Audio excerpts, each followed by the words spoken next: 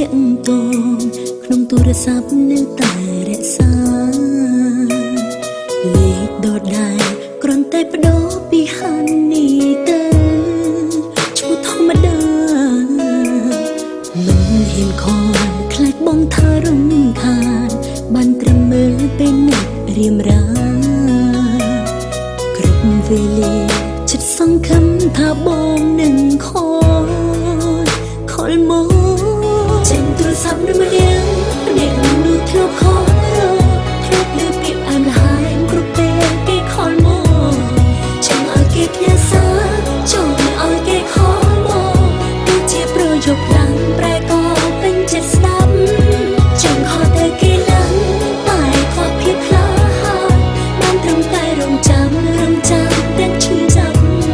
គ្រប់ពេលឃើញទូរស័ព្ទអារម្មណ៍ប្រាប់ថាអ្នកមនុស្សម្នាក់ធ្លាប់ស្រឡាញ់គ្នានឹកខ្លាំងណាស់អ្នកម្នាក់នោះ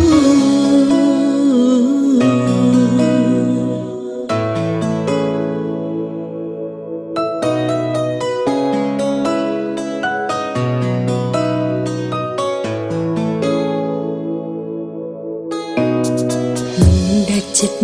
លោកលេខធ្លាប់ទៀងតងក្នុងទូរស័ព្ទនៅតែរក្សាលេខដដែលគ្រាន់តែបដូរពីហានីទៅឈ្មោះធម្មតាមិនហ៊ានខលខ្លាចបងថារំខានបានត្រឹមមើលពេលអ្នករៀមរាគ្រប់វេលាចិត្តសង្ឃឹមថាបងនឹងខលមកចេញទូរស័ព្ទនៅម្នាក់